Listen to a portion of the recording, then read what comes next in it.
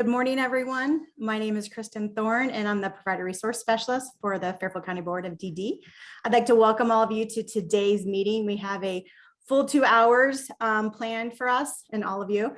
Before we get started, though, if you would please add your full name and your email to the chat. We need this information so that we can send you your certificate that shows you participated in today's training. Also, if you will keep yourselves muted, that helps with the presenters not having any background noise. I do have a couple announcements before we get started. I know we had several providers who have responded to RFPs and shared that they've kind of waited, for some time before they knew that they weren't selected. I was informed that going forward, if you respond to an RFP, Tina Smith will be contacting you if you're not selected for that RFP. So you will know one way or the other if you will be setting up an interview or you will not be selected. And then the second thing is we were wondering if we could kind of moving forward starting next month, share examples. We'd like to have volunteers do this, but if you could share an example of someone that you support, how you've empowered them to increase independence in the community that recognizes their potential. If you could just share a little story about that. We'll probably do that towards the end of the meetings each month after the presenters are done. So think about that. Think about going into July. Anyone that would like to volunteer to maybe share something, with just a small little example of that or a couple examples. We would like to start that in July. So if you have any questions, please just add it to the chat and I can clarify. So we today have 3 presenters. We have Alyssa Crum with Safe and Home. She'll be presenting for remote supports.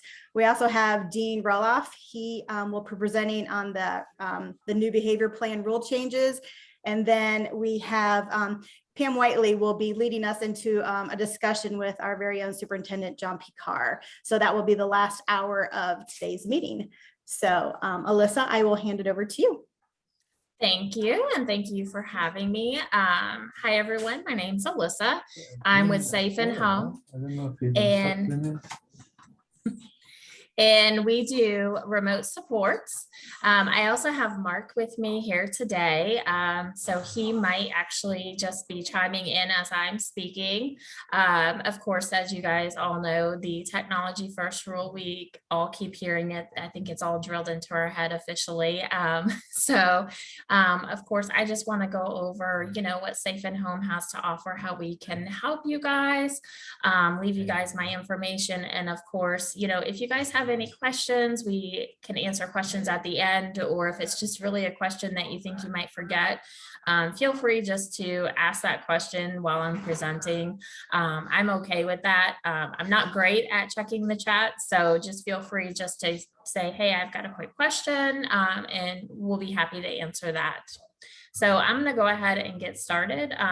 We do have a couple videos just kind of to show you as well of success stories. So I am going to get started.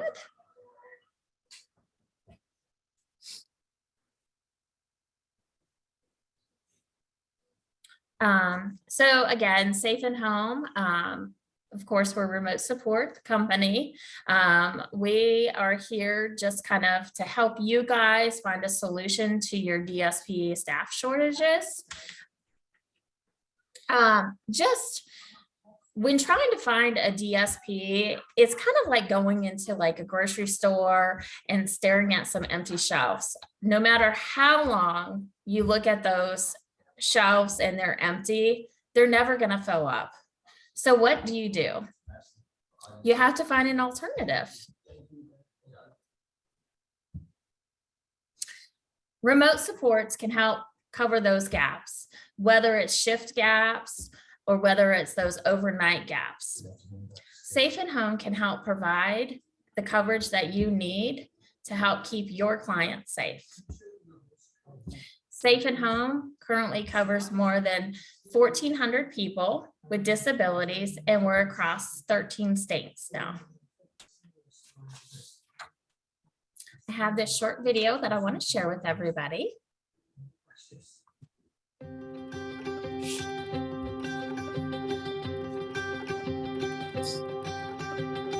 Hi, my name is Michelle Madden. I'm the CEO here at Independence of Portage County.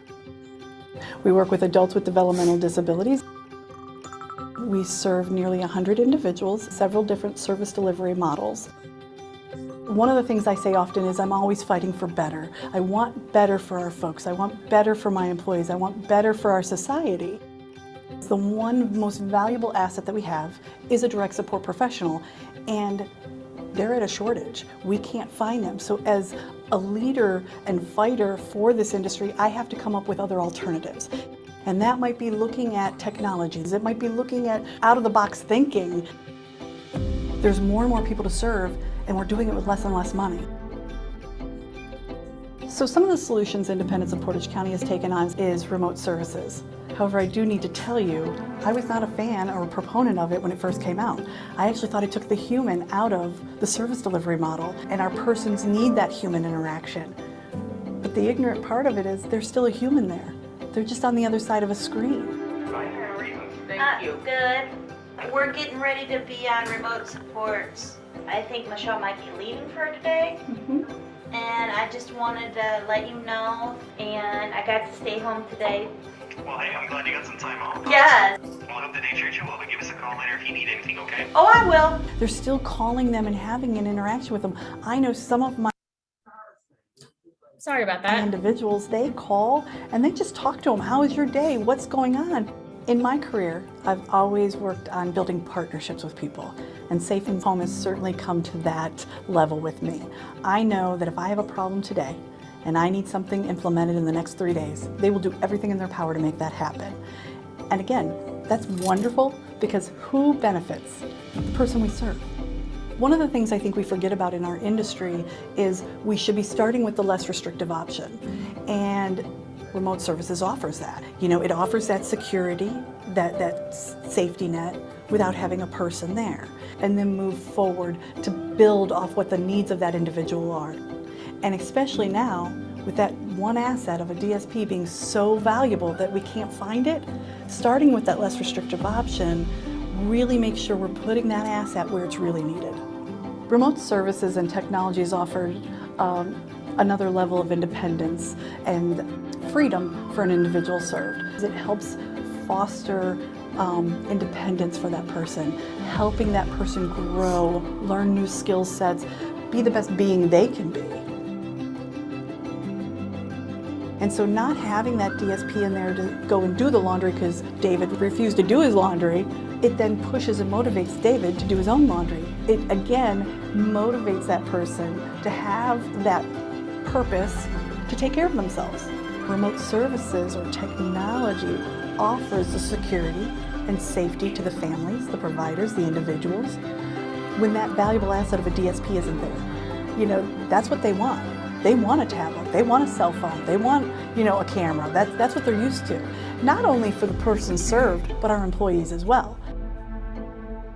What we found is in some of our sites where we have high behaviors because the staff is trying to interact with that individual, now the behaviors have actually gone down. Let's talk about on-site on-call, which is where there's somebody there in the evening sleeping on the couch. Well, if there's a camera there that can see if somebody's coming up to the house and alert remote services, the DSP on the couch may not know that. You know, they may sleep through it. So remote supports is just one of the tools in our toolbox. It's not replacing the direct support professional, but it's putting that direct support professional in where they're really needed. So our job is not to be in charge of somebody, not to tell them what to do. Our job is to empower them, to build their independence, to give them the best life they possibly can based off their hopes and dreams.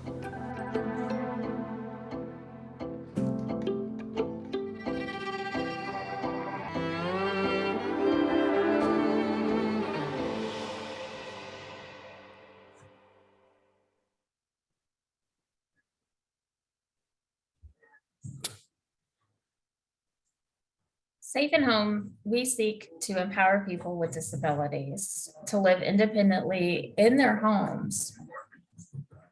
Just like you, we support their daily lives to keep them safer, supporting their dignity of choice. That's what we do here at Safe at Home. Although we have over 60 types of technology working through one system, these are just the tools we use to support the human-to-human connection. We use a combination of sensors and assistive technology that sends alerts to our remote support staff. So as you can see, these are just some of the devices that we use. A geocom, a seizure band, we have a bed shaker. We've got some bed sensors. We also have motion sensors. So these are just some of the devices that we use every single day with our individuals. We support people with many risks and needs.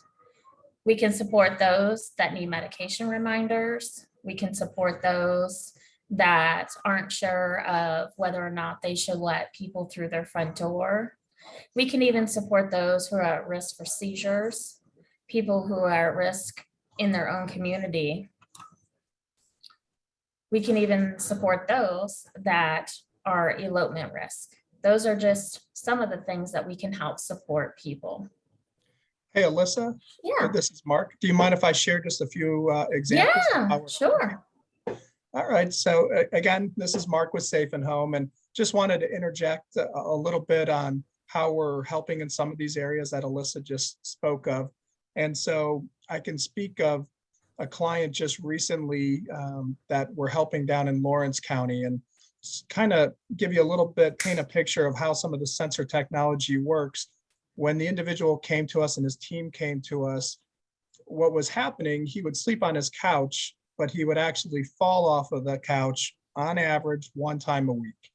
And the problem was he had HPC in-home staff from noon to 8 o'clock every day.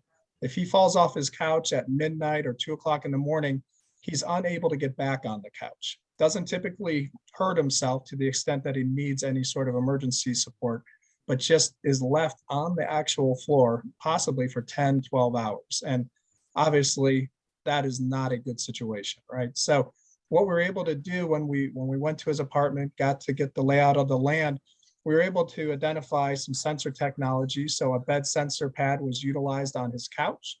That helps remote supports understand whether or not he is on or off of the couch. We then coupled that with a motion sensor in the room. And so we created protocols before support started, where if the bed sensor alerts us that he's off the couch and then there's no movement detected in the room for 10 minutes, then we can turn on a camera, and then we can check to see visually what's happening with the gentleman.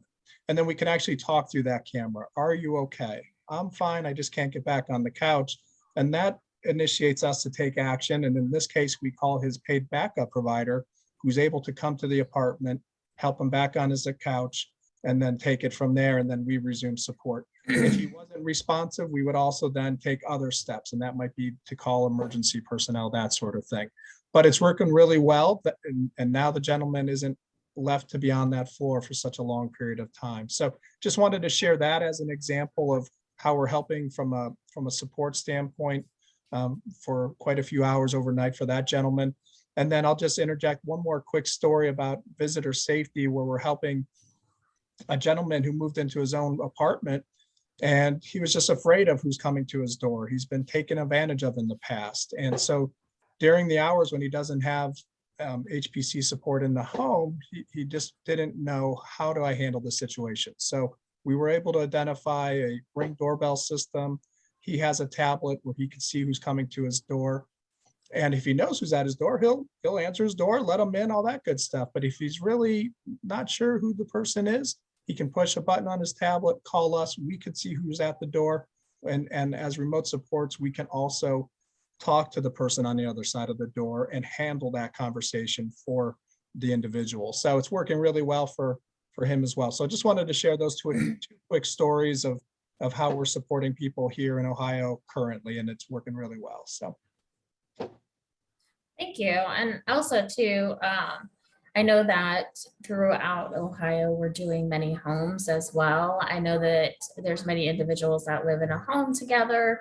They have a house manager, they have providers, but a lot of times these providers need like a couple hours where they want to give individuals a couple hours during the day, or they want to try where they have evenings where the individuals are alone by themselves. So we're able to provide support in these homes for individuals throughout the homes, and it's been very successful as well.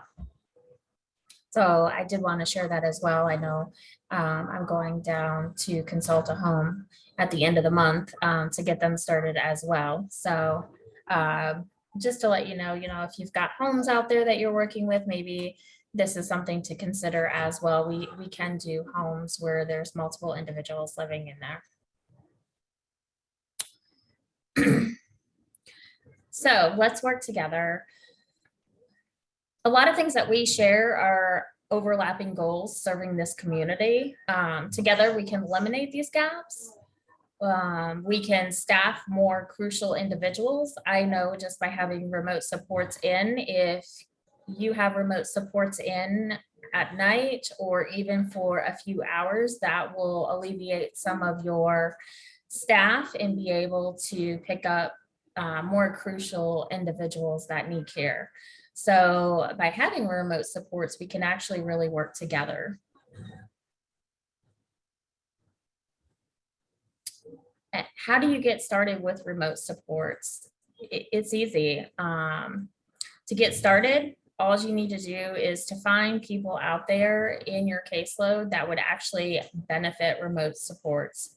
And then contact your Safe and Home rep. In this case, it would be me. From there, it's quite easy. A consultation is done.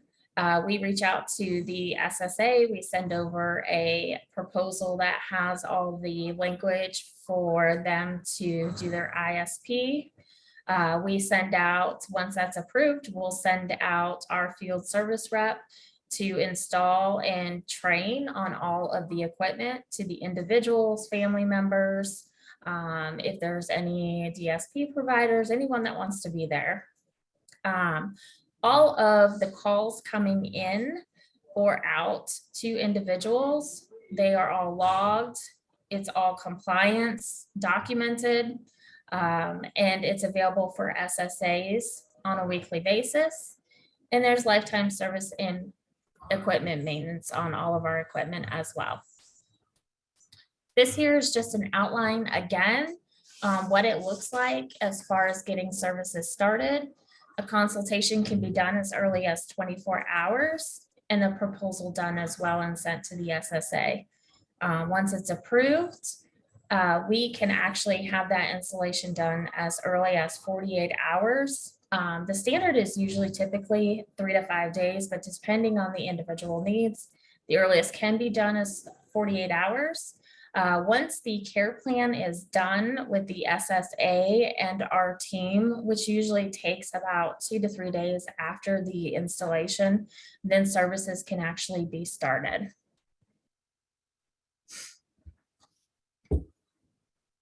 Some of the benefits and opportunities is that we are 24/7.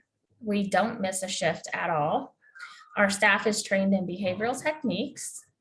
We document every interaction, earn passive income to be available just in case. So these are just some of the benefits and opportunities through Safe and Home. Just to talk a little bit about paid backup, some of the things that we do here is we do offer paid backup. So if anybody is interested in paid backup supports, an example is that you would bill the state $10.24. Safe and Home gets $6.88. Sorry about that. You keep the $3.66. Safe and Home, we do the work, and you get paid just for being a standby. Very rarely do we call you. The only time that we call you is if there was an individual that may become very sick in the home and we need you to go over and be with that individual because we physically cannot be there, or if there was a power outage or internet issue and the equipment was not up and running due to that. So very rarely would we call you unless there was an actual emergency in the home. Together, let's keep the individuals we serve safe in home. That is our motto. It's just keeping them safe in home. I'm gonna show you guys one last video, and then I will open it up for questions.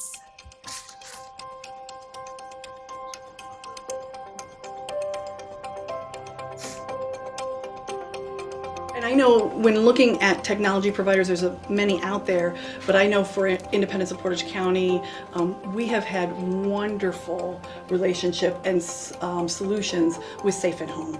I can call them today, and within a week, we can have options on the table and technology in the home, which when you're in a staffing crisis, sometimes you don't have a lot of time. Right. And I just think that partnership, that relationship has been wonderful. I don't know what your guys' experience has been, but for me, that's been my experience. Safe and Home has been absolutely wonderful. So many times that, there's been questions that needed answered. Families would want to sit down and talk about remote supports and assistive technology, and they've just been there for us. So time and time again, it's just been, the response time is wonderful. They're reliable and dependable. If we have questions about a piece of technology that might be able to help an individual, they come up with the solution. So it's been fantastic relationship, and their partnership has been wonderful. We have a remote support demo room here at Portage DD.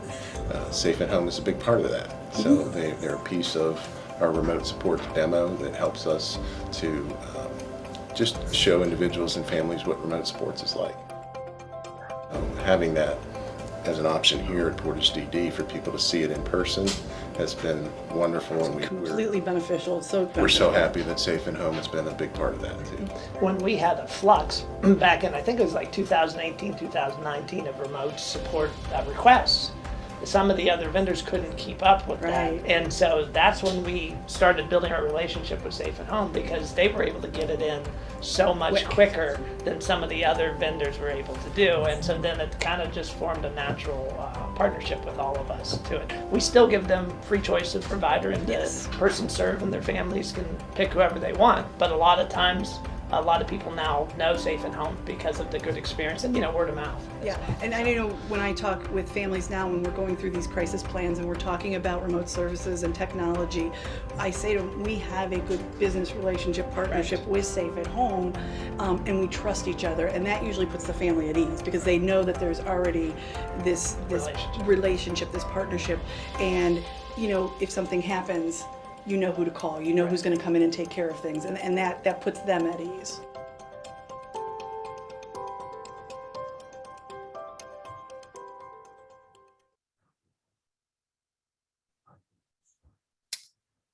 Does anybody have any questions for us that I could answer? Also, too, feel free to go on YouTube, put Safe and Home in there. We have a lot of videos in there. I know a lot of them too are actual individuals of ours that have our services. I know Chris Cooley's in there. He is actually an individual and also a tech ambassador for Ohio.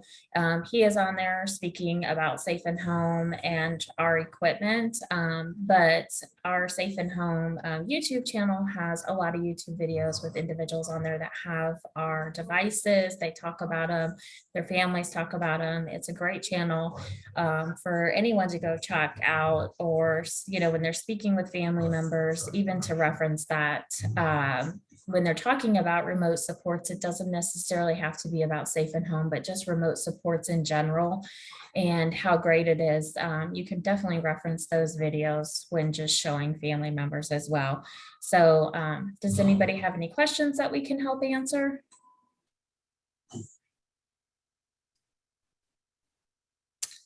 If no questions, I am going to turn it back over to Kristen. Thank you. And again, if you think of any questions after today's meeting, please reach out to Alyssa. She'll be able to work with you and answer any of those questions that you might have, in a day or two. Thank you both, Alyssa and Mark. We appreciate your presentation and the information that you've shared with all of us. Next, we have Dean Dean will be presenting on the new behavior rule changes that are taking place. So, hi, Dean. Sorry, I forgot to turn on my camera. Take it away. Take it away? Take it Okay. away. I'll bring up my screen.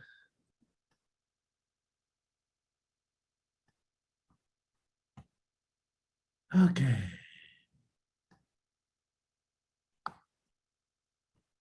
Okay, so October 1st, a new and revised behavior support rule will be going into place for the state of Ohio. So it's been a while since they've made changes to this rule, so we thought it would be a good idea to talk about what changes are coming down the road. We've already started changes that we're responsible for and are developing new forms and ways to meet the requirements as the board.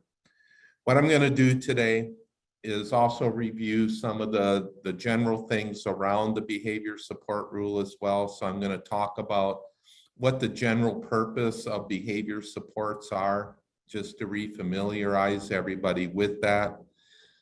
Go through and define the different types of restrictions, because from time to time, even as we review ISPs here at the board, we find things that are perhaps restrictive in nature, but because they've been in place for so long, they're just kind of accepted as part of the plan. And so it's always good to have extra set of eyes on things and bringing up questions if you think something may be restrictive in a person's plan that needs to be addressed. I'm also going to talk about supports that are not allowed at all into plans. They're pretty self-evident when we talk about them, but again, I just wanted to review them. And then I'm going to talk about new provider requirements that we found in the rule as well. DODD will also be providing training sessions in the future about these same things. So, and they will have webinars available at their website, as well as documents that you can review in relation to the behavior rule. So you can also go to the state site to get additional information on what we're talking about today. So the purpose and the primary goal for behavior supports is, number one, is to understand that there is no separate plan from the ISP for behavior supports. In the past, it used to be an ISP and a behavior support plan. We are now at a point where all behavior supports are simply integrated into the ISP. And as we all know, the new Ohio ISP will be rolling out as we move forward in 2022 as well. The purpose is for behavior support measures to promote choice and independence in the person's environment through understanding the purpose of the behavior and the context from which the behavior originates. They are emphasizing that we look at positive ways of supporting an individual's needs before moving into restrictive measures to ensure we're providing the least restrictive and the most beneficial environment for any individual that we're providing services for. Behavior support should include alternative ways to communicate needs, adjustment of social and physical environment, address sensory needs, adjusting schedules, establishing and trusting relationships. So these are things anybody can do, but as the behavior support coordinators here at Fairfield County, we can help identify ways for you to do this in an effective manner. But these should be things you're looking at even as a provider of when you're seeing risk behavior in someone, that you're looking at these types of variables in their life and looking at what changes you can even offer that individual to help avoid risk behavior from occurring. that restrictive measures are used only when necessary to keep people safe and are used in conjunction with positive measures to yield positive outcomes for the person served. And they're also emphasizing that, really restrictive measures are to be looked at as temporary measures, that we should always be looking for more positive ways to support an individual and to eliminate as many restrictions from their individual service plan as possible. The first definition I want to go over, because there are some big changes related to what was previously and still is referred to as a chemical restraint. In the past, if someone was provided a medication that sedated them to a great extent, but they had a DSM-5 diagnosis, or it was for strictly a medical condition, it was not considered a chemical restraint. And that perception has changed. So I'm going to go through the definition of a chemical restraint. And if you have questions as I go through this, please feel free to speak up. So first of all, any medication that is given to an individual, scheduled or PRN, for mental health or medical condition, which results in a generalized blunt suppression of behavior, and these are DODD's words. This includes any medication provided to an individual for the treatment of sexual offending behavior. So if an individual has a history of sexual improprieties and we're providing them with a medication that is specifically given to decrease their sexual drive, to decrease testosterone levels, that would be considered a chemical restraint as well. So any medication that is given that results in a blunt suppression of behavior, an overall sedating effect on the individual, this is considered a chemical restraint. A medication will be considered a chemical restraint if generalized blunt suppression of behaviors occurs whether this response was intended or not intended. If an unattended generalized blunt suppression of behavior is observed after initiating the use of a medication, the provider is to alert the ISC, who will ensure the prescriber and the individual's team is aware of this. The prescriber at that point may adjust medication to abate the response. If prescriber is not inclined to adjust, the team will meet to consider actions. If medication continues to be used with the result of a blunt suppression of behavior beyond 30 days, it will require Human Rights Committee approval in order to continue the use of that medication. And which means that it'll also require a minimum of 90-day review on whether that medication is continuing to provide the benefit that is expected from its use. It does not include medication that is routinely prescribed prior to a medical procedure. So if someone is sedated for a dental procedure, or someone is specifically sedated for like an MRI because of their uncomfortableness with these types of interventions, that would not require HRC approval. And it's still okay to use sedation in those circumstances where it's temporary for a particular medical situation. Any questions? Okay. Next, we have a manual restraint. And nothing has really changed here in the rule, but I just thought it would be good to review it. Means any use of a hands-on method, but never in a prone position where a person's face may face down to the ground or up against the wall, that's prone, to control an identified action.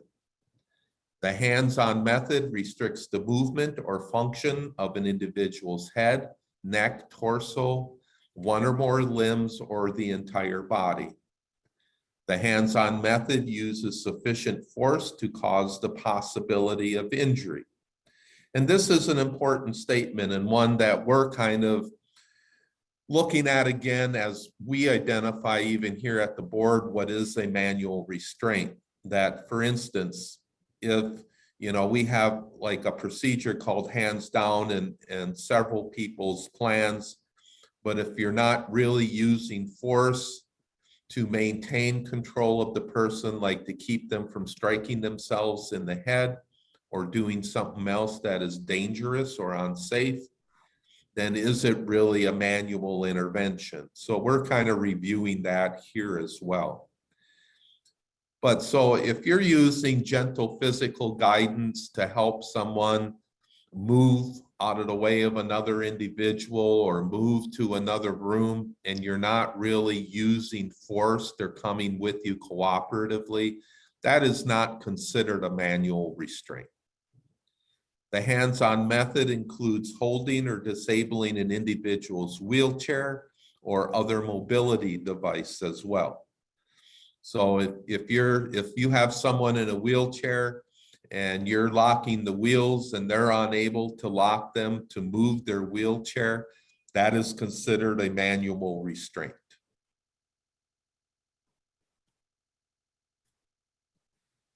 The use of some type of device, but never now on to mechanical restraint.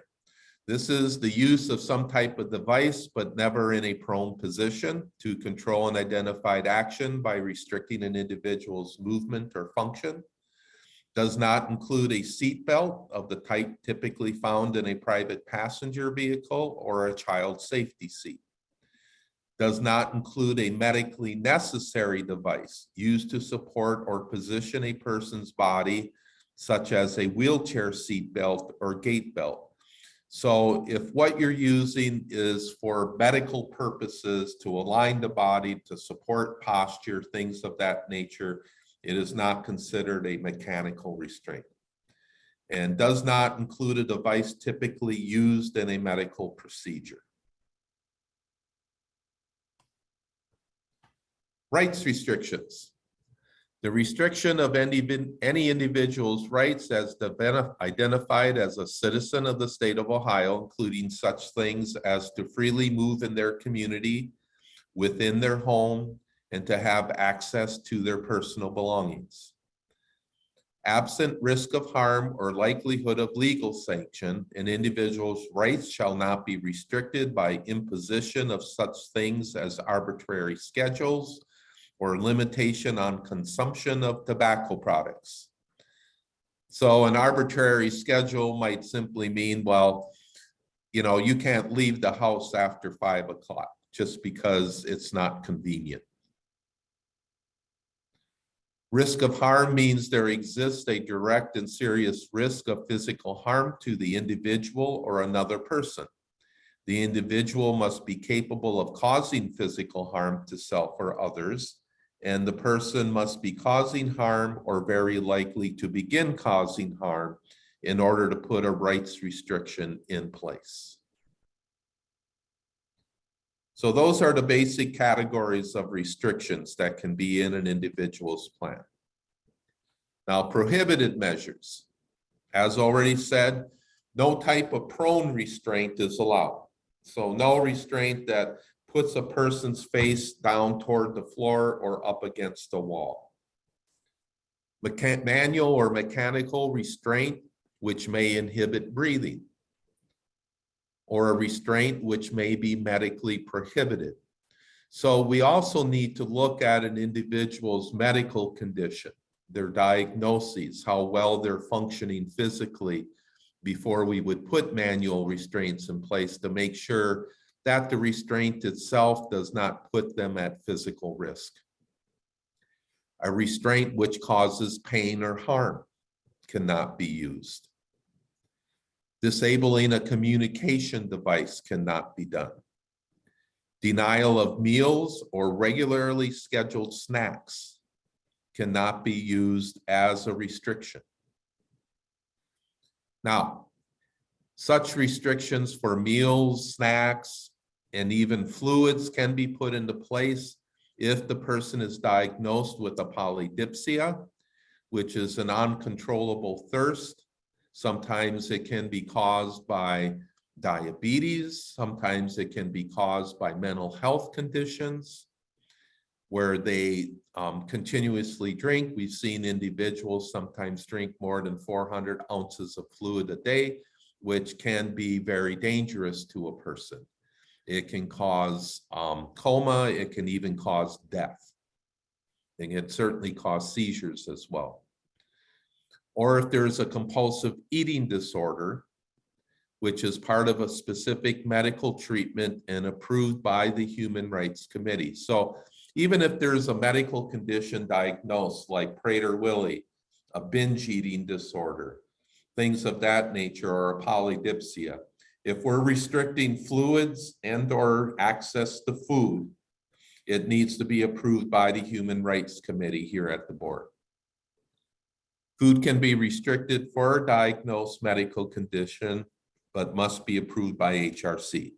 Placing a person in the room with no light involuntarily is prohibited. Now, if a person likes on their own to go to a dark room to calm themselves, that's allowed. But we cannot use like a timeout room in the sense in that manner. And actually here at the board, we have decided that we will not use timeouts as a restrictive measure. Also, what's prohibited is any exposure to a painful sound, application of electric shock, except in cases where perhaps electroconvulsive therapy is recommended by a physician for a specific diagnosed mental health problem. It's prohibited to subject a person to humiliating or derogatory treatment, squirting an individual with a liquid, or using a restrictive measure as a punishment, retaliation, or in place of programming. So if we have a restriction in place simply as a punishment for a behavior or retaliation for a behavior in the absence of other programming, you cannot use that restrictive measure.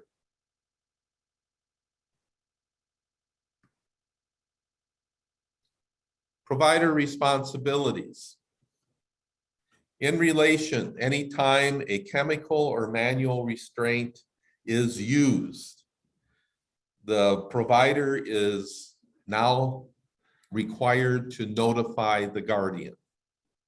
One of the ways we've talked about having this happen is that putting in our plans that anytime an identified chemical or manual restraint would be used, that an incident report would be filled out, because those are reports that automatically go to the guardian. And so we thought that would be a good way for that to happen. But they want guardians to be notified. We also talked about what if a scheduled medication is determined to be a chemical restraint because it bluntly disrupts the person's daily functioning and overly sedates them.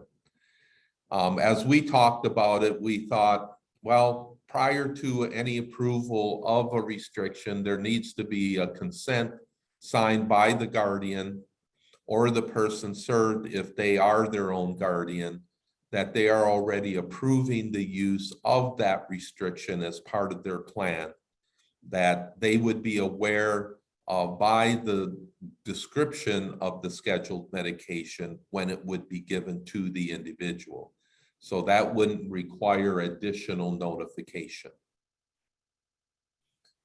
Next, ensuring that all people providing services to someone with restrictive measures are trained in the implementation of these restrictions before providing the services.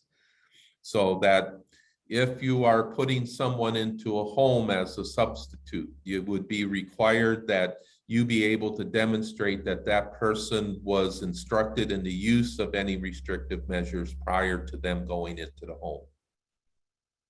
After each incident of a manual restraint, the provider shall take any measures necessary to ensure the safety of the individual, staff, and witnesses, and minimize the trauma of all involved. So we're interpreting this to be like some type of debriefing process following the use of manual restraint. This is new in the rule. Now, we don't use a lot of manual restraints here in Fairfield County, and this is another reason why we want to look at how we're actually defining manual restraints and whether some of the manual restraints we actually have in people's plans meet the definition of a manual restraint. But if there is a hold, and a hold that requires force on an individual in order to keep them and others safe, whenever that hold or other manual restraint would be used, it is, and it says specifically, it's the requirement of the provider in the rule that they shall take measures to ensure that everyone is okay following the use of that manual restraint. Each provider shall maintain a record of, it should say that's right. Each provider shall maintain a record of date, time, and antecedent factors regarding each time a restrictive measure is used, other than a restrictive measure not based on an antecedent factor. And an example of that would be something like an individual has Prader-Willi and we have locks on the refrigerator and cabinets containing food in their kitchen so that they don't have access. Obviously, that's an in-place restriction, rights restriction, and wouldn't have an antecedent factor related to it.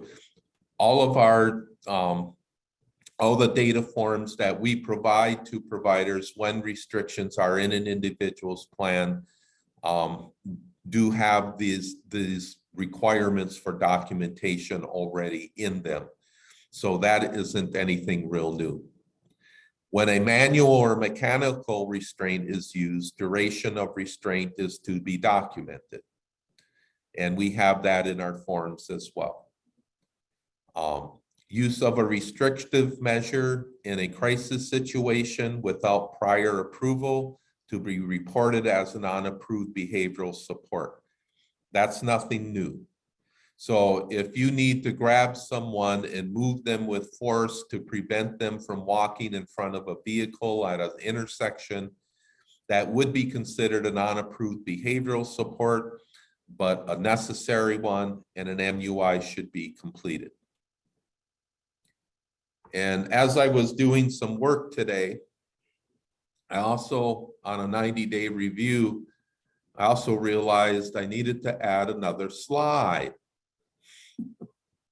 So this was a last-minute addition here. So what they're also trying to promote as part of our 90-day reviews of restrictions in people's plans is they want input from the individual served on the effectiveness of the restrictions in the plan and satisfaction with the current restrictions, as well as that same type of input from direct service professionals. They want us to include the individual served in our 90-day reviews. Now, we've always tried to do that, but we are going to emphasize that more moving forward so that we can get this type of input from the person served. And if a direct service professional cannot participate in a 90-day review, we will be asking for whoever is representing the provider to help provide that information, or we may contact the DSP after the 90-day review to ask for their input to add to our planning process. And the department is also pushing for us to get information both from the person served and direct service staff on what can be done differently to eliminate the need for current restrictions in a person's plan. So again, they really want us, not that we haven't done that in the past, but now they're specifying this directly in the rule as something they're going to be looking for when they review our 90-day reviews, that we have that type of participation and we're looking for that type of information.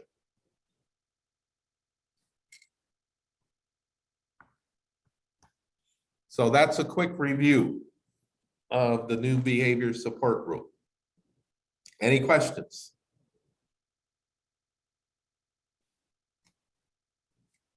And certainly for those of you who already work with individuals who have HRC approved restrictions in the ISP, as we do 90-day reviews, we will, moving forward at this point, even though it's before October, we are going to be inviting people differently to different meetings.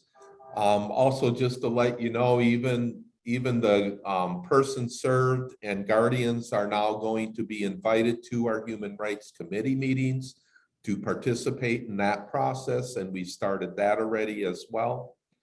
And certainly as we do 90-day reviews, if any of the providers participating in the review have questions about what their new requirements are, we can review them there as well. Otherwise, that's what I have for you today.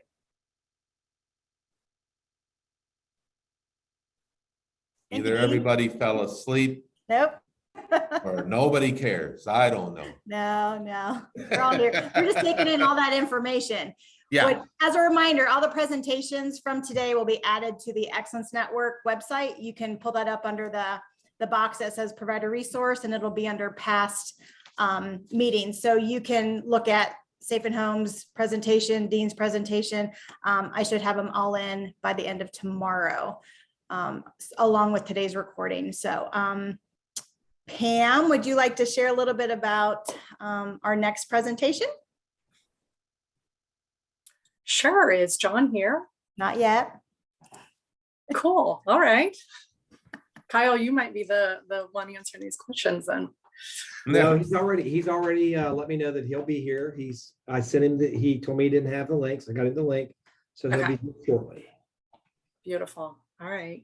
Well, okay. So hi, everybody. I'm Pam with Fairfield DD.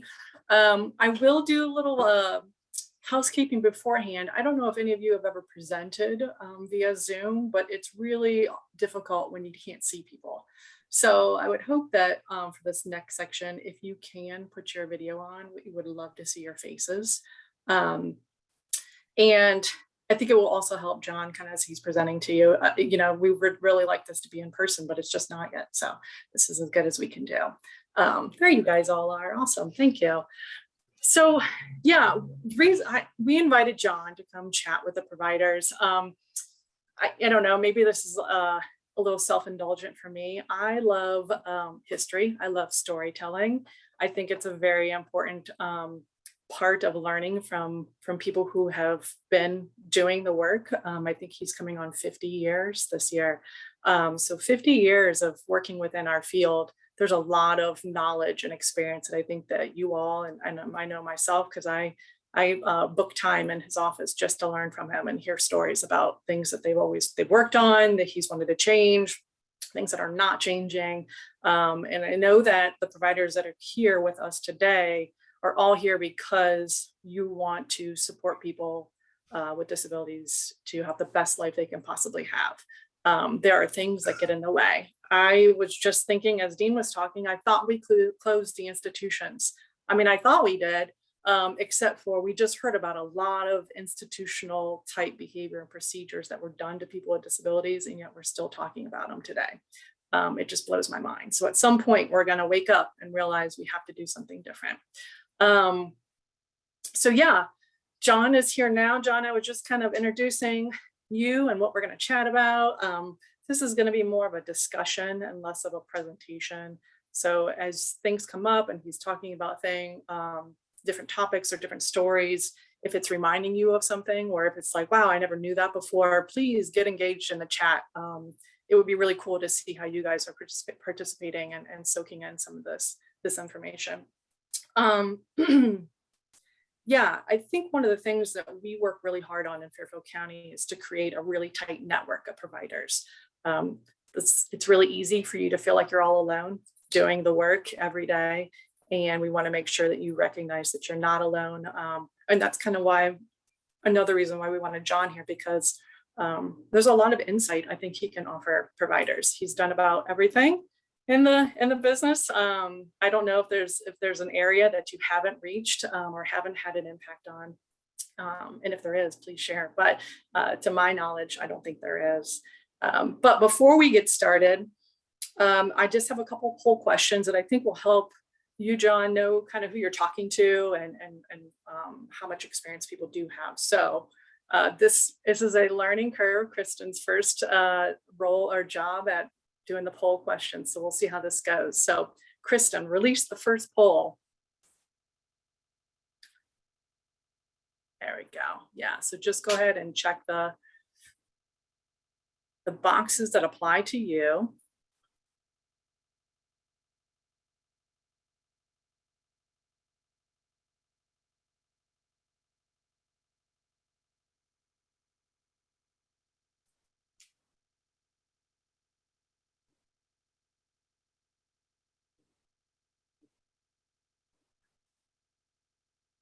How are we doing, Kristen? How much longer? We're waking people up. Come back to us. They're still coming on, so they're waking up.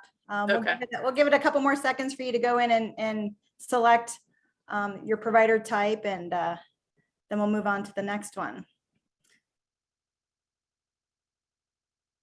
So I don't see any movement right now, so we'll go ahead and end this poll. Okay. Oh, it's moving again. Okay, now we're not going to do any more because it's done. Okay, and in the poll. Thanks. I'm going to share the results. Like it. All right. There you go. Even spread, 0 independent providers here today. And we're about even with the ADS, HBC, shared living, a couple more enabling technology, and then county board employees. Beautiful. All right. Super. All right. The next one we're going to do, I don't think anybody's touching the 50-year mark, but let's do that poll number 2, just so we can kind of see where people are within your knowledge of the story of the system. Okay. For people. Let me see. Well, let me see. Here we go. Hold on, I'm going.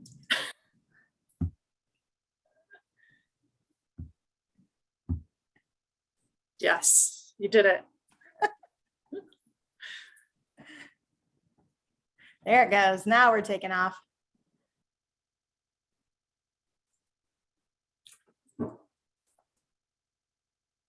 I don't think I did the last one. I just sat there and stared at it. Sorry.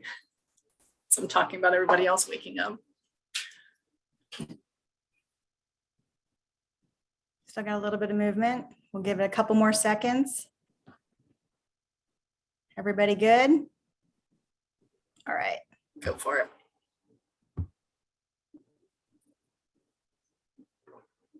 Cool. Yeah. All right. So a good bulk of you, or us, 6 to 11. Kristen, what's your number? I'm 20 plus years. I figured so. I knew you'd like to share that.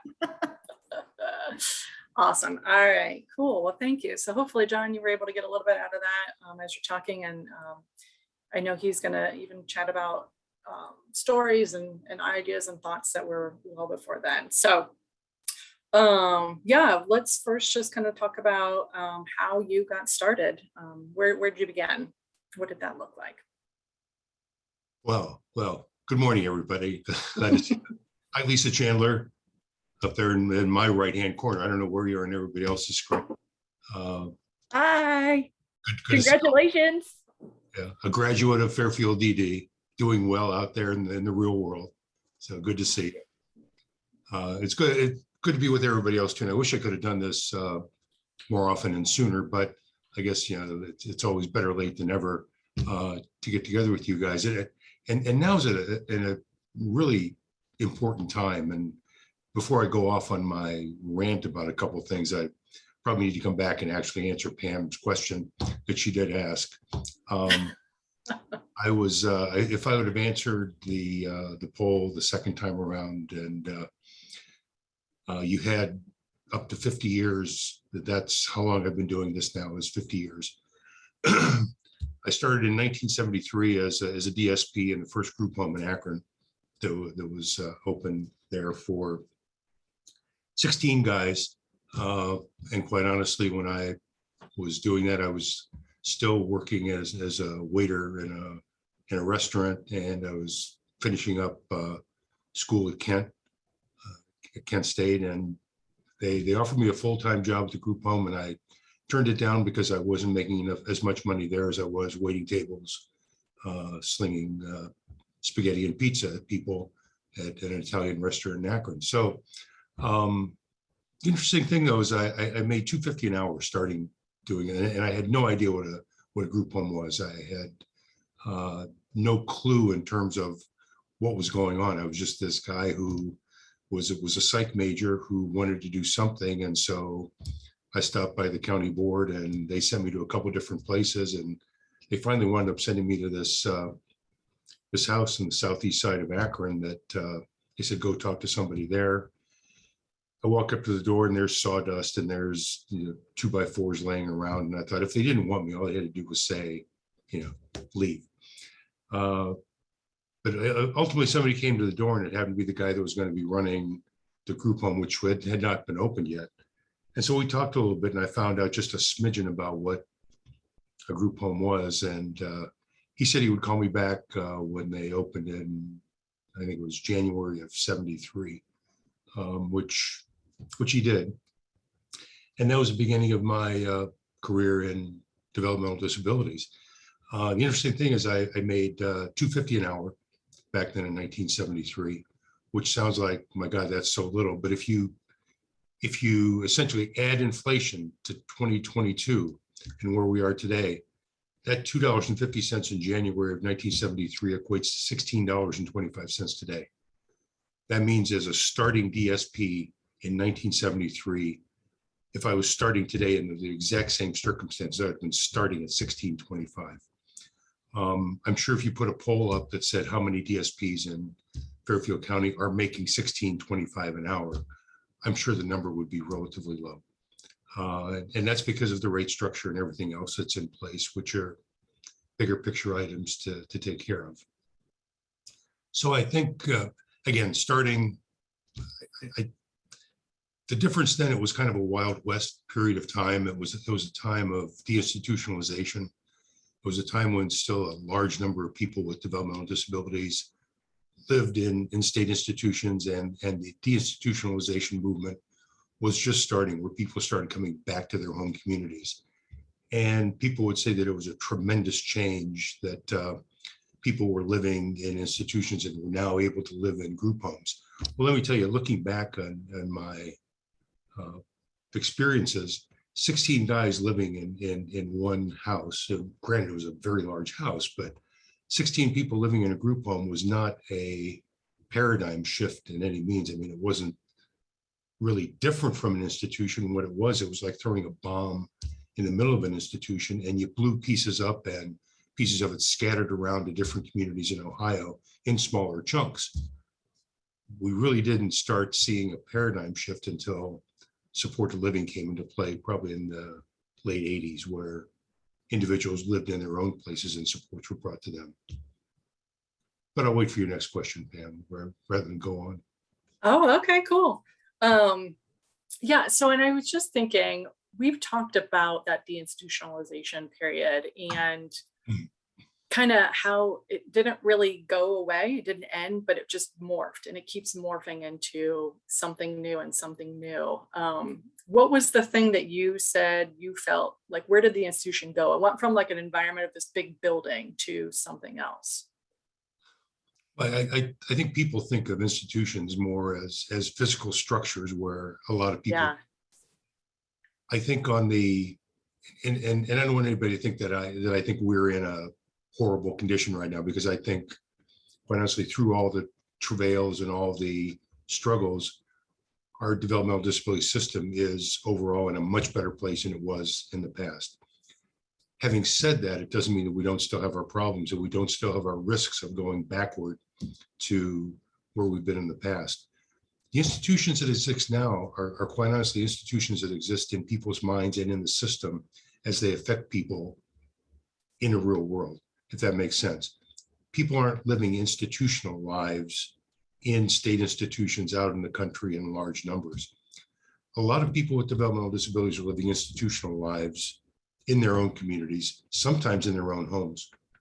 And again, this is not meant to be, I don't want anybody in this group to take offense, but much of our, and this is not directed at anybody here, but much of our system statewide in Ohio and actually nationally is based upon compliance issues. You know, how many times have we come to you to talk to you about, has the documentation been right? And this is us too. It's us as much as anybody else. Is the documentation right? Have you dotted the I's and crossed the T's? How many times have we asked you those questions as opposed to how many times has anybody from the state or anybody else asked you, what was the outcome for this person? Did that person achieve what they wanted to achieve? Are they getting to a point where they need less supports than they needed to be? There was an old story, you know, back in the old days for me, that, you know, there was an individual who had in his individual plan that he was going to learn to tie his shoes. That goal in his individual plan existed for 10 years. 10 years it was in this guy's plan that he was going to learn to tie his own shoes. Never learned to tie his own shoes. Don't know why, other than the fact that it doesn't seem to me to be that difficult of a concept.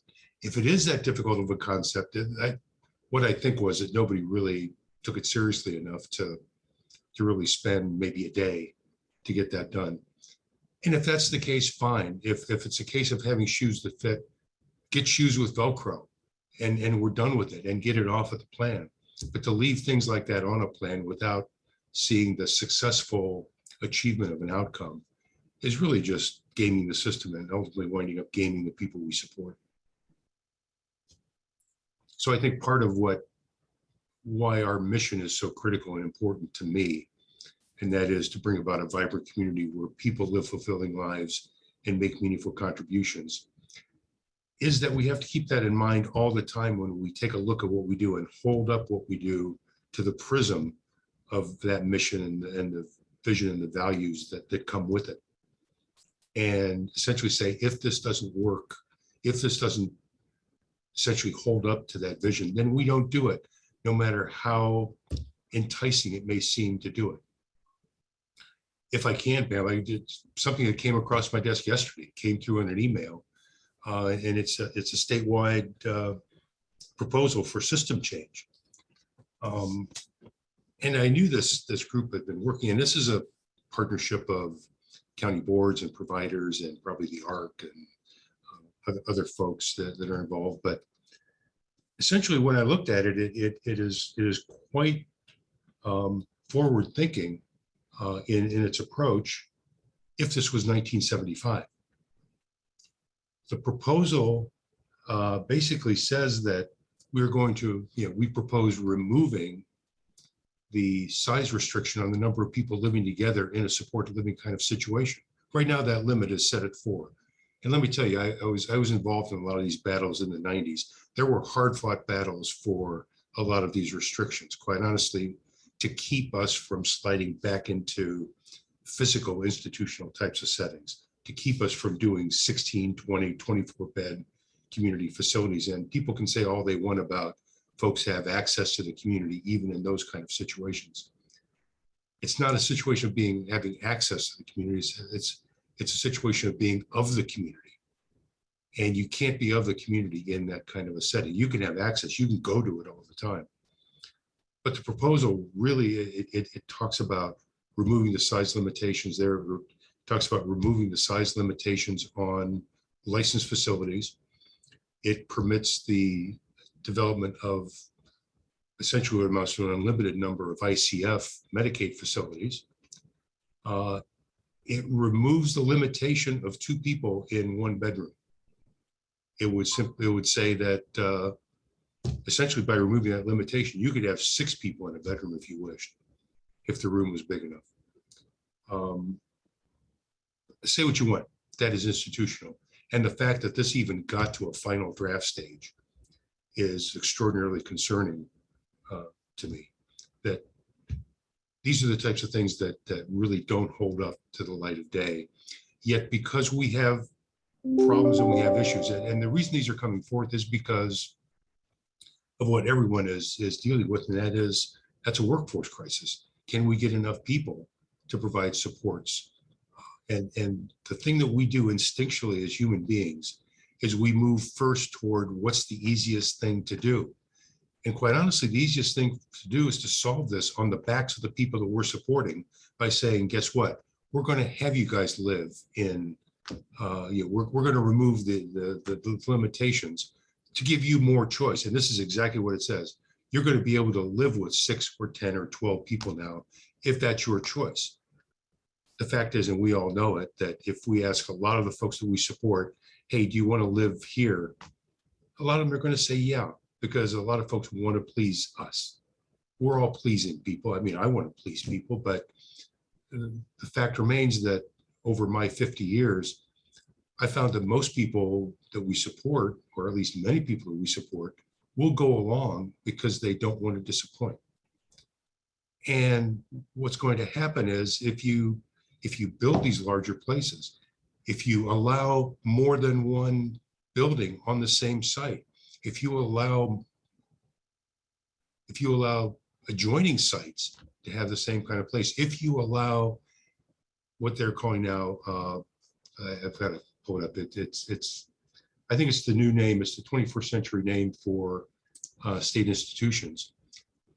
Intentional communities, they're calling them, which essentially says you could have sort of a multi-unit kind of place where sort of a village where people with developmental disabilities live, have access to the community, but you live in this village.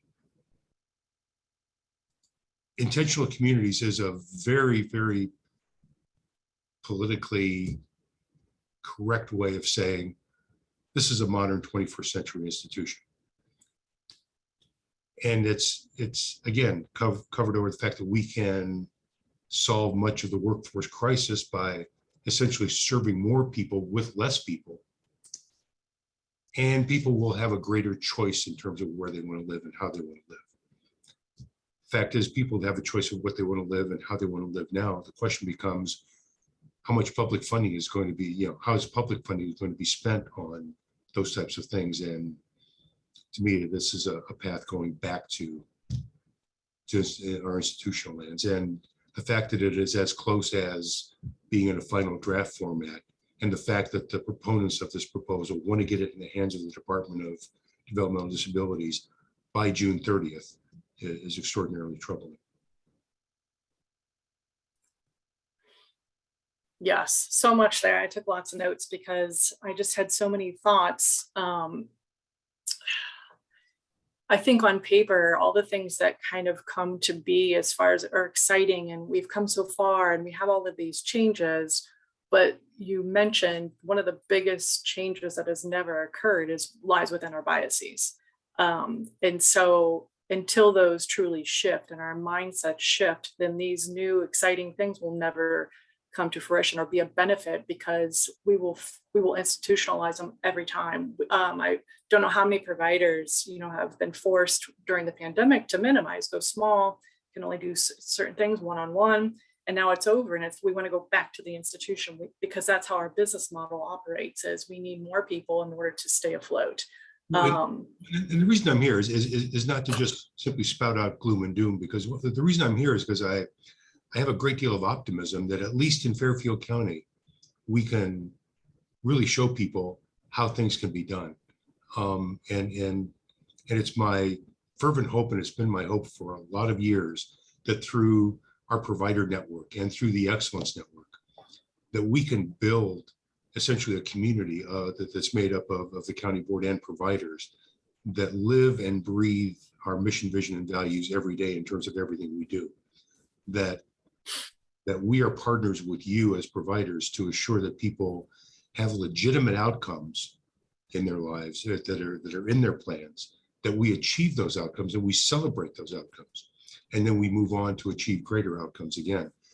We're not all about compliance. I mean, certainly you see a lot of compliance-based activity out of us simply because it's forced upon us by the state. If I could do away with 90% of that compliance stuff, I quite honestly would. And I think if we can show other people, I mean, I gave up a long time ago trying to change the world and decided I was just going to try to change where I live. And hopefully that would seep out and affect other people, or other people would see what we were doing here and say, that's not a bad idea. Everything they've proposed in that are easy answers. I don't know why it took them 2 years to come up with that. That all those answers they came up with are about 5 minutes worth of actual thought. The real solutions to our issues, whether it's a workforce crisis, whether it's being able to have quality trained people working for individuals we support, is hard. And the answers to that are hard.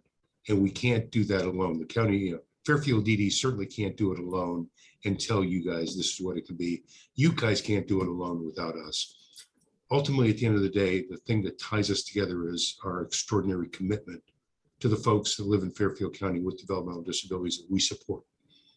And if we can move a couple inches from where we are now, it's progress, and that enables us to move another couple inches. If it's too difficult to see, 3 miles down the road, then let's look 3 feet down the road and let's get there. And then let's go another 3 feet later, knowing that we're not going to stop where we are, because as I'm kind of fond of saying, what got us here today is not going to get us there tomorrow. And whatever I've done in the 23 years I've been here at Fairfield DD has served to get us to where we are today. It will not get us to where we need to be 5 years from now. We have to do something else. And in 5 years, we're going to have to do something else. The system constantly has to change, and we have to be willing to adapt to that. And I would really probably like to, because I think we need significant support behind this idea in terms of what we can do together. I mean, certainly we've thrown out a lot of things in terms of, especially those agency providers who are bringing in DSPs that, hey, we will provide all of that initial onboarding training for you. We will pay for that training time. We'll reimburse you for the amount of time that those people went through training, because we think it's important that we don't try to solve our issues by hiring somebody and then throwing them into the breach without really knowing what they were doing. I've experienced that. I experienced that 50 years ago. I still remember today, what I did that I wish I hadn't have done because I didn't know any better. And I think we've got to get away from the immediate thought in new DSP's mind that they're caregivers. They're not caregivers. They are outcome achievers, or they're supports to help achieve outcomes. And I think they need preparation to do that, just as ISCs in Fairfield County need a significant amount of preparation before they can really do the job correctly. I think so do DSPs need that same kind of preparation. And we're willing to put essentially our money where our mouth is and pay you for that if you agree to have them go through our training. And we can decide what that whole training package is. I mean, we're not locked in to what things are, but we are committed to making sure that if you're going to come into this community and support people with developmental disabilities as a DSP, that we need you to do it the right way. We need you to understand the why you are doing it, why we're all doing this. And what I'd really like to know, just in terms of buy-in, is I'd like to sort of stop talking for a while and sort of listen to some of the rest of you in terms of what do you think about that? And if you think it's a crazy idea that'll never fly, or you think there are too many problems with it, tell me.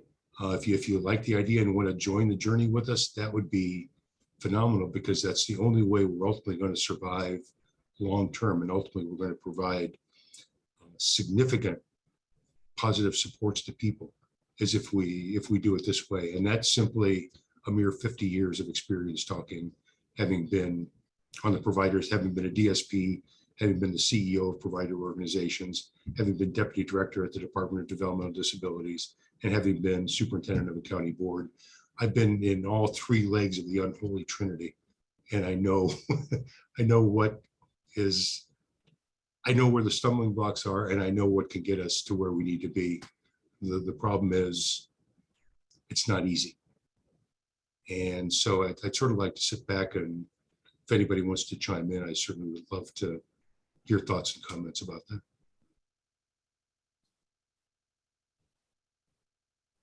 And I don't mind awkward silences. Get ready. They'll challenge you. Okay.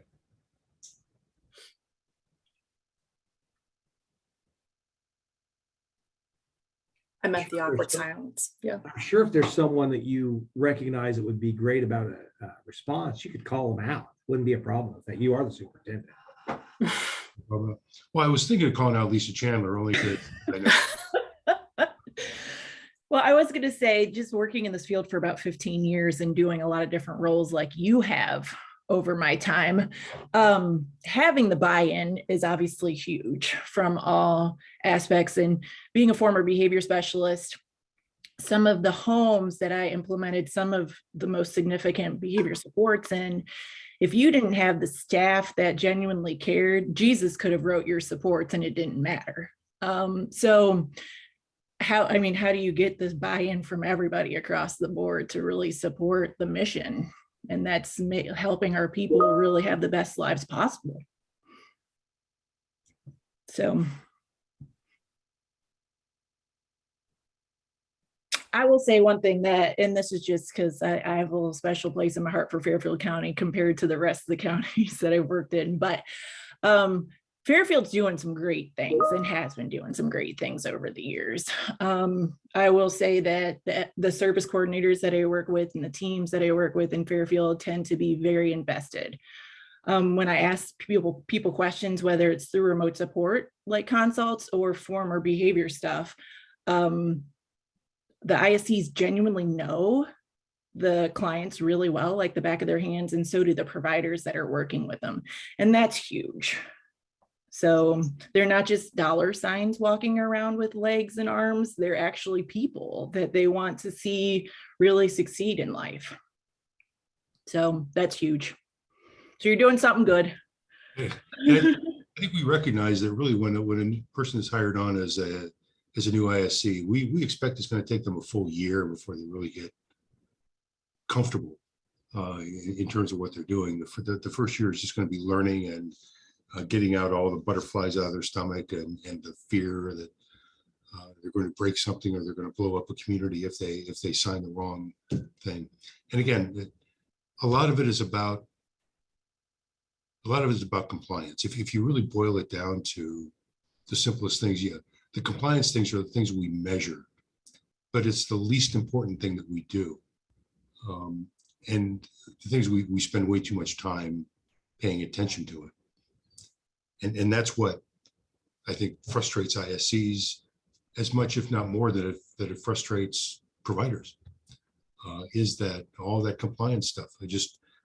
Ultimately, at the end of the day, I'm certain that the vast majority of you simply say, I just want to do good things for people. And I still have to do all this ridiculous paperwork and compliance, and the department comes in and does this, and the county board comes in and does that. And yeah, that's life. I mean, we're going to have to live with compliance pieces, whether we like it or not. The thing is, do we let them rule our lives, or do we put them in their proper place and affirmatively move into a direction where we're going to pay attention to outcomes? And sometimes if it's a choice between compliance and outcomes and Fairfield DD, if we have to take a hit because we did something positive for outcomes, which didn't necessarily meet the requirements for compliance, we'll take the hit. Because at the end of the day, it was more positive for the individual. And of course, me saying take the hit is probably very easy since I'm retiring at the end of the year. So I will still be with you guys in spirit, however, and I will be the ghost that haunts you if you guys do it the wrong way. And I'm talking to my folks here too. So.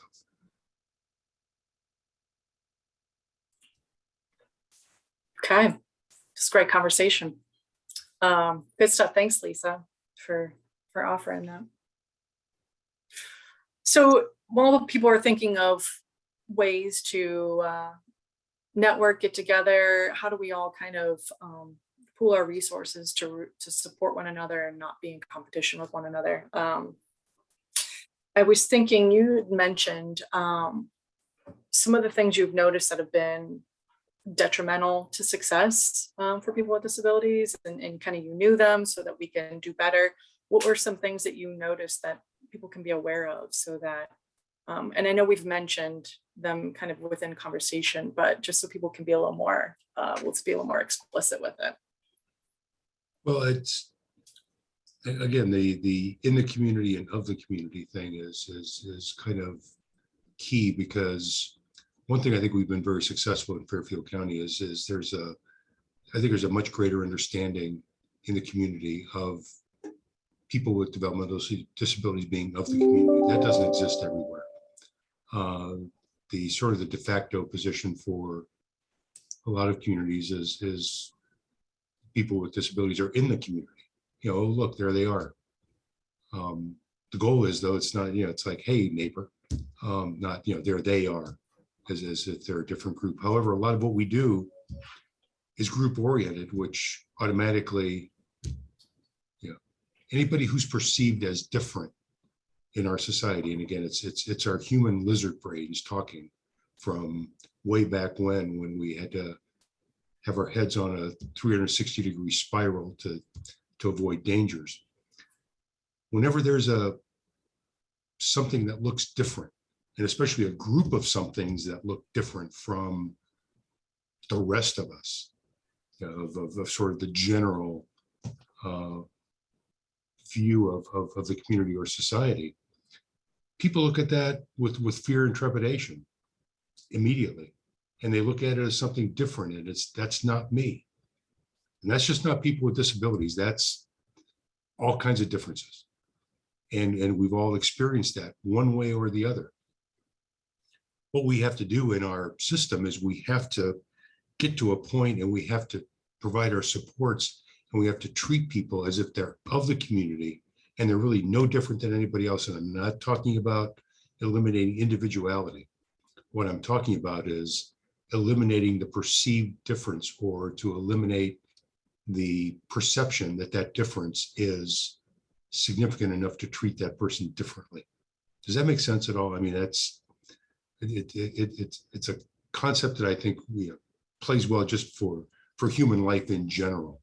But certainly as we're dealing and we're supporting folks with developmental disabilities, it's important. If you've got one individual and maybe one person who's their support person, or maybe just one individual walking down, downtown Lancaster, walking into Art and Clay, nobody's going to pay much attention. Hopefully. I mean, some people obviously still will just say, look, but now if you've got 5 or 6 or 7 people walking in to someplace downtown, all of them with a developmental disability and all noticeable, suddenly the whole dynamic in the community changes. You have successfully gotten those people in the community, but you've kind of done a disservice in terms of having them be of it. You've, matter of fact, pushed them away from being of it more than just for the sake of how many people woke up in the morning and at any time and said to the family, let's go to the community today. Let's go into the community. That's our goal. It's like, no, you go for purposes. You go because I want to go to the store, or I want to go to Art and Clay and I want to make an art sculpture, or I want to go to the bank and cash my check, or I want to go have lunch at Provisions. It's not, let's go to the community so that we can experience the community. It's not take a big group of people into the community. Again, in the community is easy. Of the community is hard. And we need to think through what we're doing in terms of what kind of message are we delivering to the community. And again, I think in Fairfield County, we've done a pretty good job. However, I can say that, fairly recently, when Fairfield DD opened up Square 7 Coffee House inside of Art and Clay on Main, and that was what I think maybe 8-9 years ago now.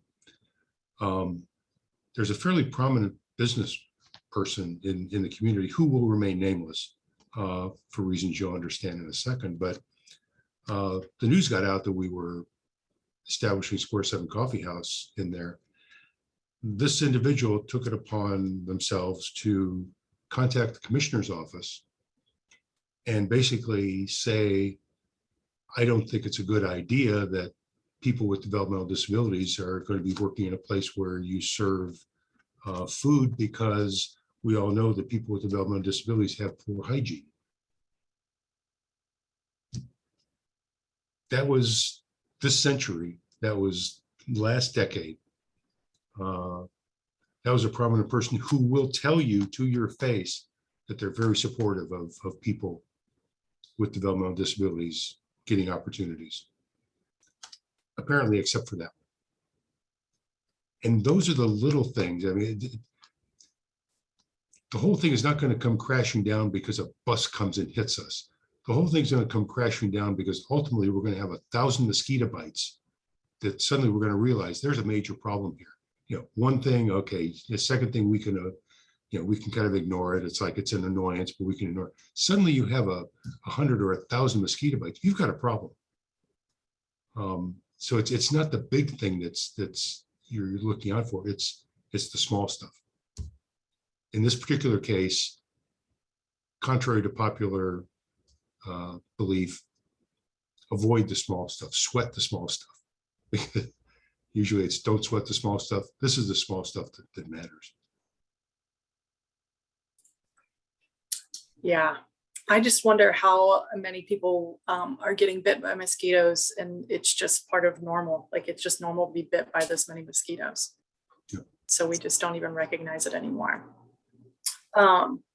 Which is kind of why, as an organization, we started the mission-driven piece, which is let's make it intentional. Look out for that stuff all the time. Let's make it intentional that everything we do, we hold up to our mission, vision, values. Let's try to establish a network of providers with us that everything we do is held up to that. And I recognize that everyday travails get in the way, and everyday issues and everyday problems. And it's just, I'm having a hard time getting everybody to eat in the morning, eat breakfast before they've got to get out and go to wherever they're going. I recognize all of that. But these are significant things that we need to also pay very close attention to, in addition to just the everyday mundane and difficult things that we deal with every day. So knowing that building relationships and having that time one-on-one to, you talk about in and of the community, and you call it doom and gloom and I call it reality.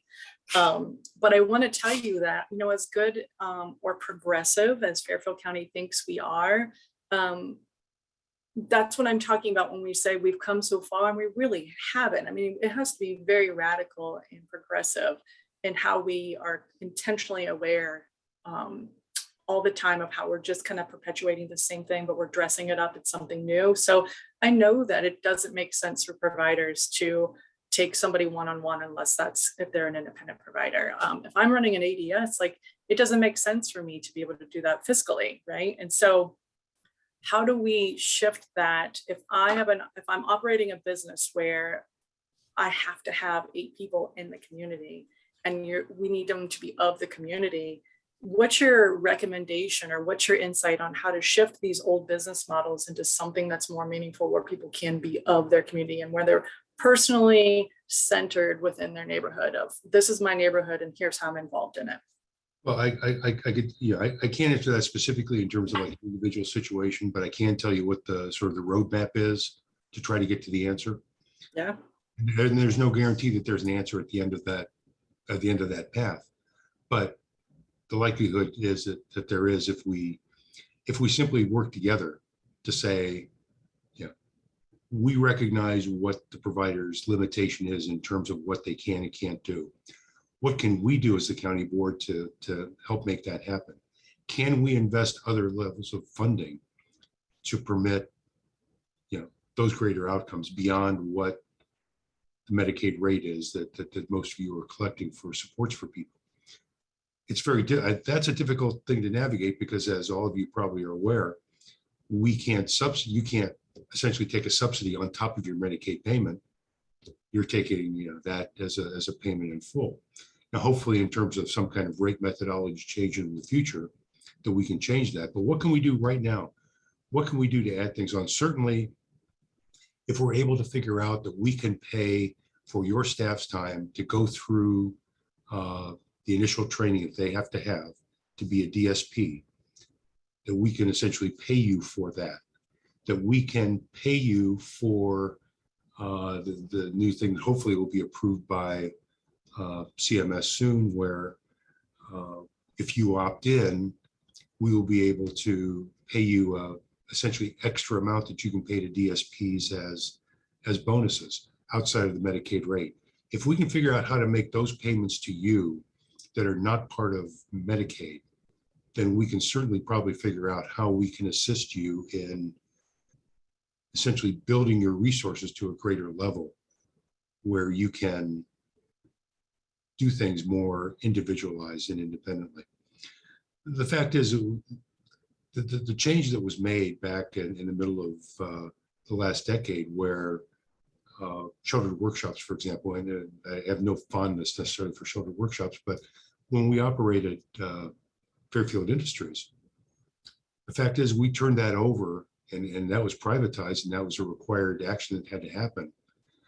But to expect the same level of quality from the providers who took that over as we were providing is simply foolish. And it's not because of the capability of the provider.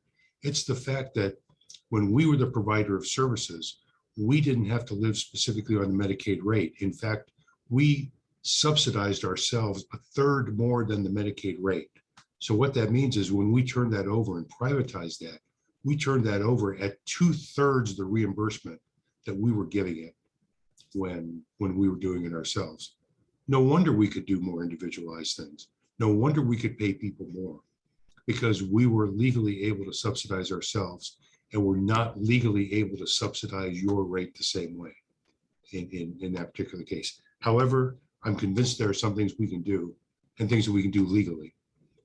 We may be looking over the cliff in terms of that's not legal and this is, but I'm convinced we can do it.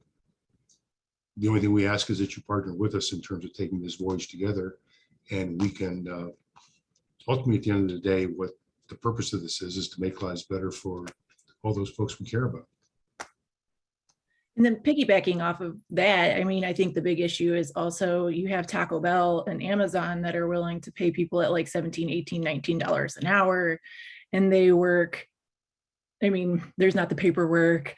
They kind of work more flexible shifts. They're not being told what to do by several different entities. And then if there's an incident report, we're immediately questioning what they did, why this happened on your shift, instead of, kind of looking at it and thinking, well, direct care staff kind of are busy sometimes. Yes, sometimes they do drop the ball, but sometimes they're busy cooking, or they're working with another folk in the home, or something happened and they can't be every place at once.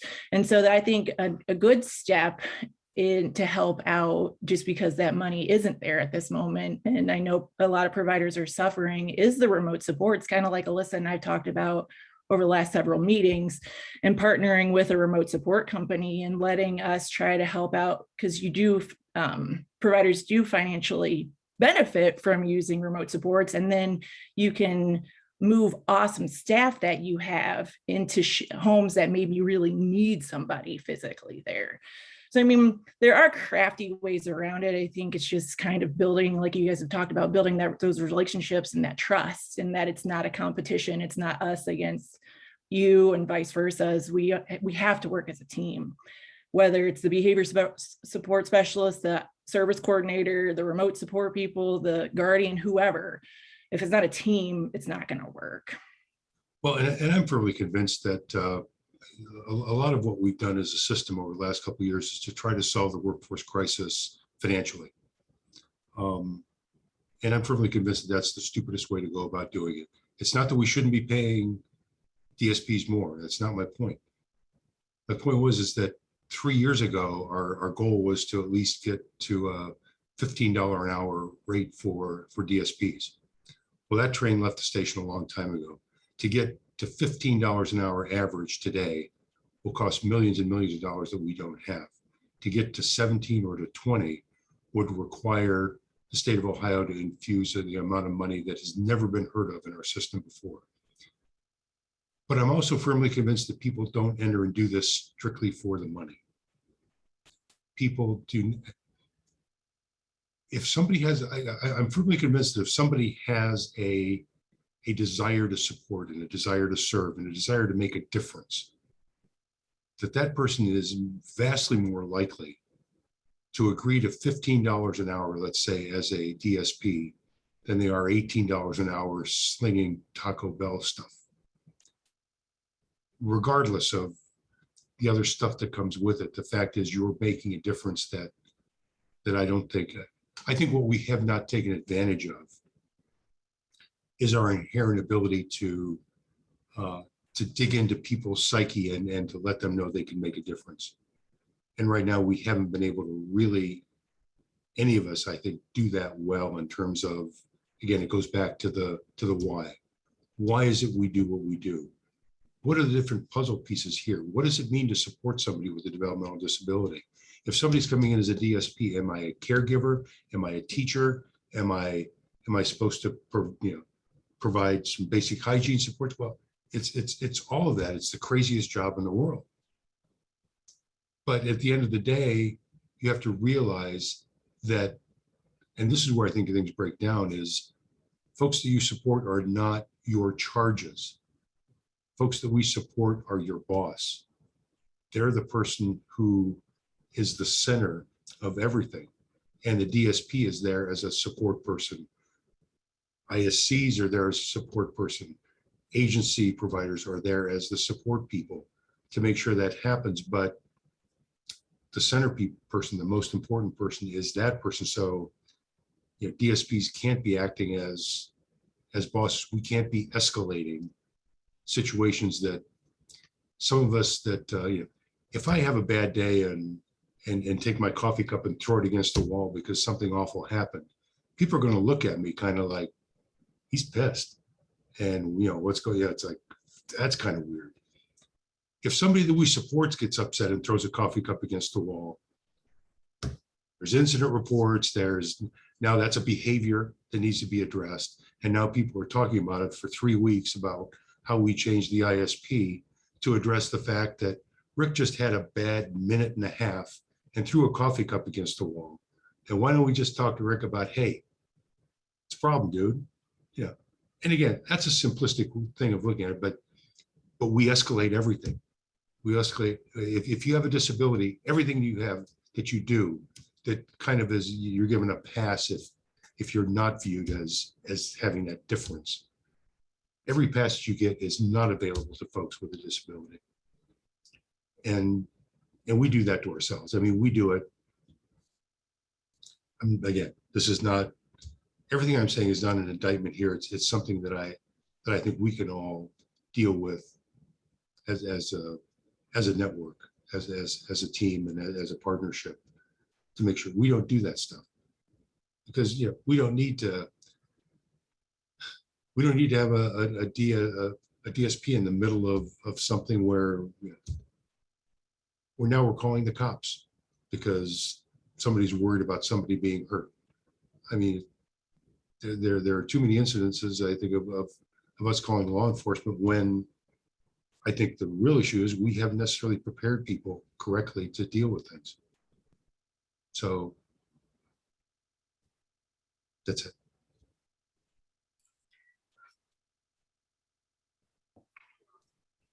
Awesome. I was thinking about that power struggle and that idea. I like to describe it as we're not the hero, we're the sidekick.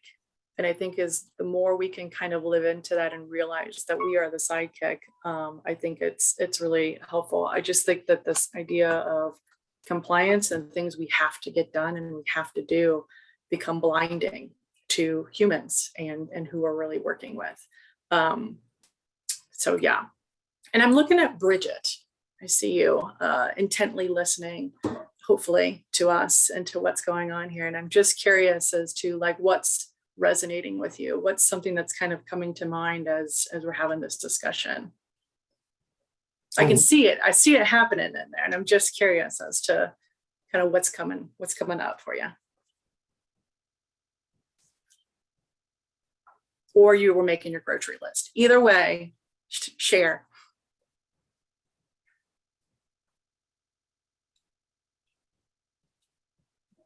She's like, I'll never pay attention ever again. No, I was actually paying attention, and it was just going and done into me like saying that we should really actually put ourselves in the situations of the people that we take care of. And possibly like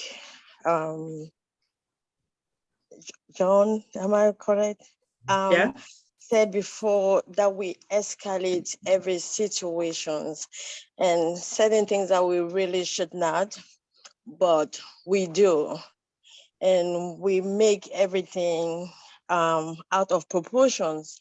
Not everything, I meant to say like certain things out of proportions, like trying to be in compliance. We should really put ourselves in the situation, like the example he gave about him throwing the cup up in the air, and it won't be a big deal. But if a client that we're taking care of does that, it's out of proportion. Certainly, we all have bad days that we all go through personally. And we can always imagine ourselves, probably just take a break from what you're doing. And we can also do that to the clients that we take care of. We get to work with them. We know who they are. We know their goodies and bad days. And really to focus on teaching our caregivers on how to take a break, how to give them that break, not to call the cops in every little situations. We should really teach our caregivers on when do you apply certain levels of attention to the people that we take care. Because I always look at or always think referring to the people that we take care of as clients, in my opinion, is now really the best. Because I won't like somebody to call me a client. I am an individual that I am a human being, just like you, who is taking care of me. I probably need the support that you don't need. And probably tomorrow, who knows, I might need the support that they're needing today. And I want that right. I want to live. I want to live as normal as I would. I have the right to get angry. I have the right to throw things in the air just like somebody else. And that doesn't mean I'm crazy. That just probably means I'm having a really bad time at that particular time. So that is just what was connecting to me. And hey, can we actually have this discussion? Can we actually have these as something really important to address? And going back again on what, can't forget the name, talking about the caregivers as an agency provider, that I have to deal with DSPs, and I myself, I'm the #1 DSP. putting myself and have to deal with situations about direct support staff asking for increase. They go to Amazon to work for because they get paid more than what we are able to pay per hour. The truth is, if you have people who really cares about this job, people who really care about taking care of people, they don't focus more on the dollar. But is it possible that we have a lot of those people out there? No, we don't. People want to make a living. People compare what other jobs offer with what they do. And sometimes you have people who really love what they're doing, but then again, they still need their rate increase. And all that is a combination of so many things. And in my mind, like, how do we put all this to come out beautiful? It's so nice that we're able to work together and touch every piece, making sure the people that we support get the most of what we can offer. At the same time, the people that support them are able to feel satisfied and all that. So beautifully said. Yeah, thanks. You do well put on the spot. Good job. Bridget, we have not met before, but I love you. Thank you. That was great. And again, I think you bring up an important point. I mean, there is a point where, you know, a personal living situation does matter in terms of, do I take something because it makes my soul feel good, or do I do something because I have to put food on the table? You know, we don't want to give people that kind of choice, but I think what you're saying is sometimes people have to make that choice because the dollars are important. And I think what we need to try to find and do as a partnership is how do we address that? How do we're certainly not going to get to, you know, like Amazon level salaries. But what can we do? I mean, can we, you know, as I said, there's going to be a proposal in place where if you opt in based upon your billing, your Medicaid billings for the previous quarter, you will be sent another 6.5% of that for distribution to your folks as bonuses every quarter, which hopefully will keep them around. But what else can we do? What else can we do as a Fairfield team where we can address some of those issues and keep people hanging on, even though they can go to Amazon and make more? So I think that's our challenge. But thanks for your comments. Those were great.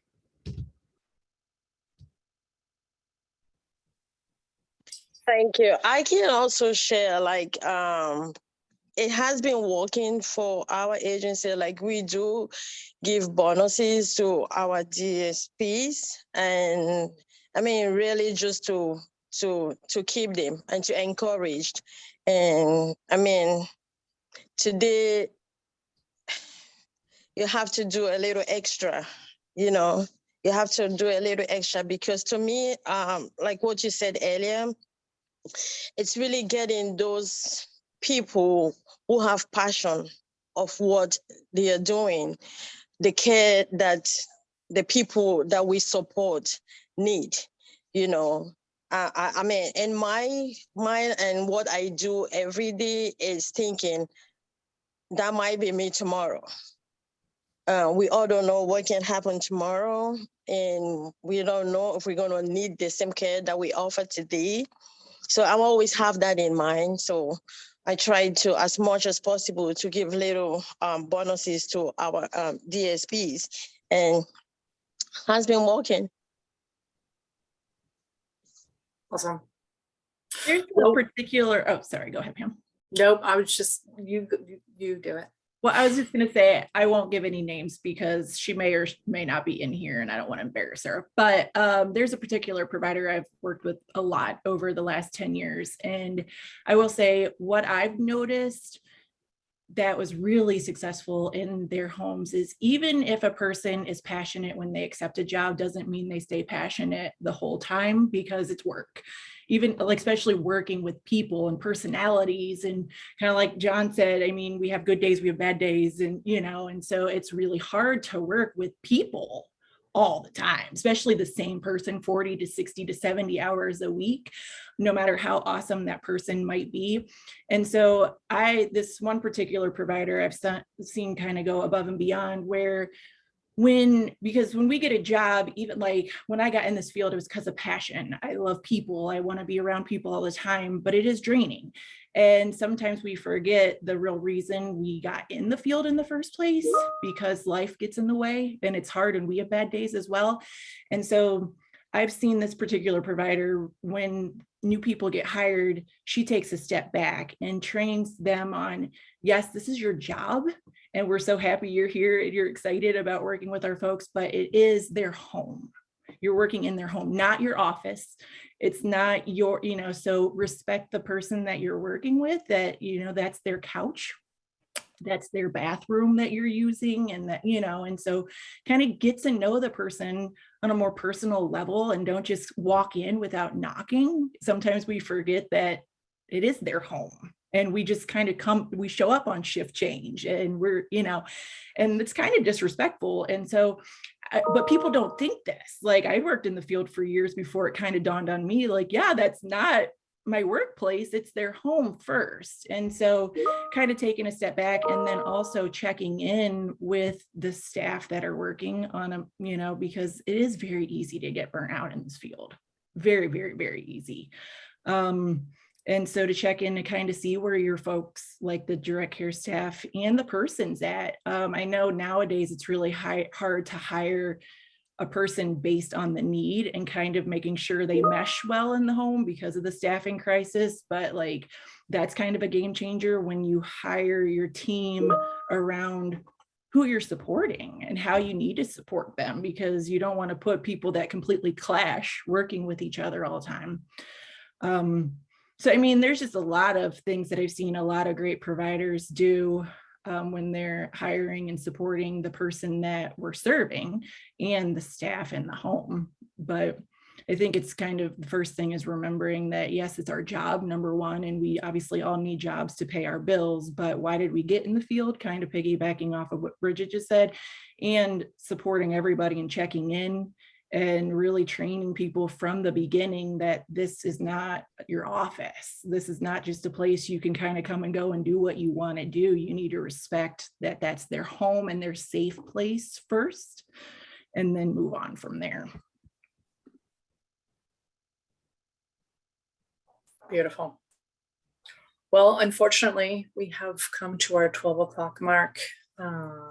So those of you who are sticking around for the 10 meeting you have a treat, because John will stick around too. So I believe we're going to continue some more. And Kristen, you probably have some parting words. Thank you, everybody, for participating. Bridget, thank you. Lisa, thank you for stepping up and being brave.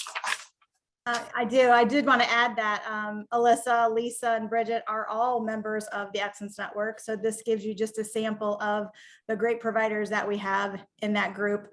If you have any questions about the Excellence Network, please don't hesitate to reach out to me. I did want to share next month, our meeting will take place July 27th, and we are returning to in-person provider meetings. So those will be located at our Pickerington Regional Office.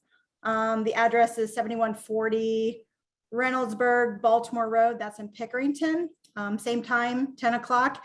We will have the Zoom link available, so that will still be sent out to all of you. In case you have a meeting going right up to 10 and you can't make the in-person, Zoom will still be an option for you. But we would love to get back to seeing all of your faces, mingling, having that in-person connection that we've missed for the last couple of years. So it was great to see all of you. Thank you for the presenters, Dean, Alyssa, Mark, John, thank you for being here. I know John's going to hang around for our 10 meeting. If you are a 10 member, please stay on. We will be meeting in about 5 minutes. We'll take a short break. And for the rest of you, it was great to see you. Thank you for your questions and comments, and we hope to see you all next month. Thank you, everyone.